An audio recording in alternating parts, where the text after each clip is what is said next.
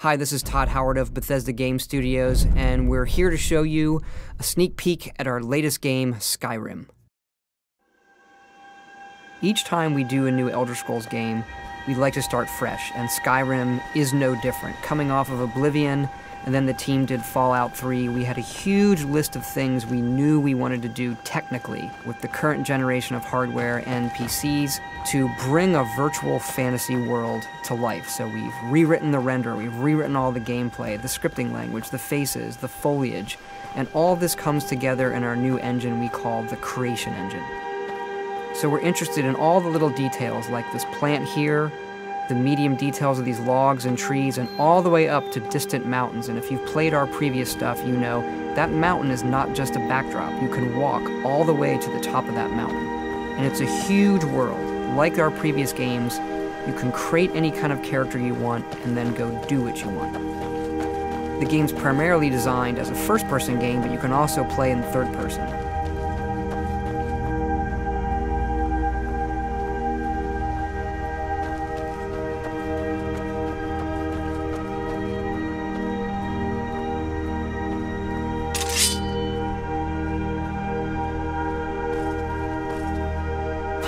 Our big motto for Skyrim is, you are who you play. So whatever you have in your hands, or whatever you're using, you're going to get better at, and then you're going to level up. The right trigger does your right hand, and the left trigger does your left hand.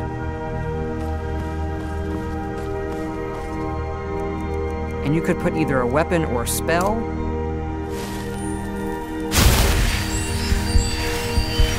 You can also dual wield spells. What's really cool here is, if you put the same spell in both hands and pull both triggers, you can get a bigger, more powerful version of that spell. Up here we have standing stones. There are 13 of these throughout Skyrim's landscape, and they give you special abilities, but you can only have one of these active at a time.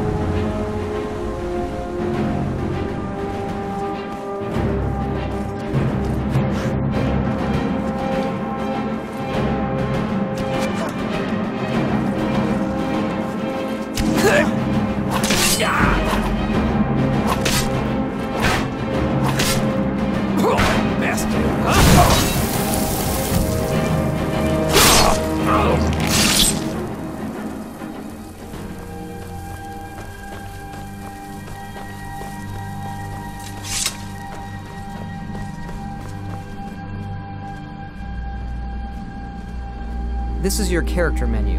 Here you can see all your items, not just what they do stat-wise, but also what they look like. Each of the thousands of objects you can find can be zoomed in, rotated, and looked at in high detail.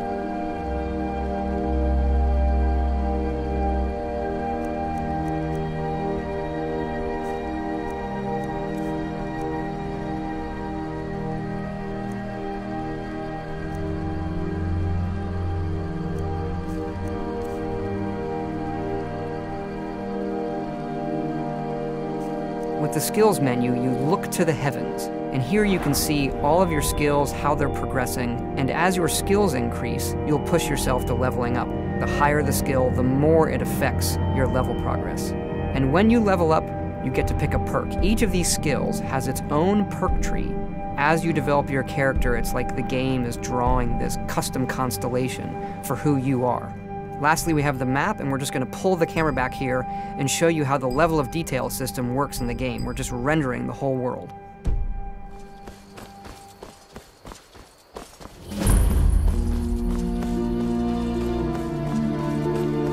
dragon! I saw a dragon! What? What is it now, Mother? You keep on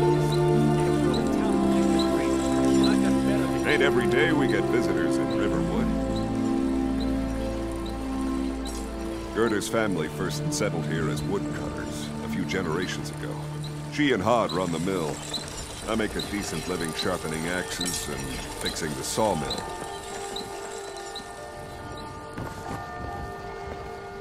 Here for work? Get an axe. And bring me all the wood you can chop.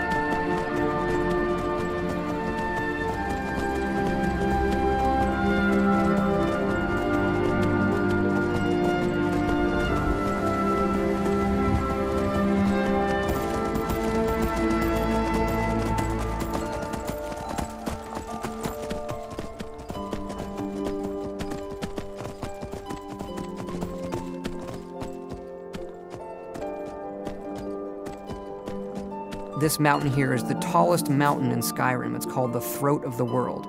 It is home to the Greybeards, who are masters of the voice. The voice is the ability to use the language of dragons and form these magical shouts. And this is a power that you will learn throughout Skyrim's main quest.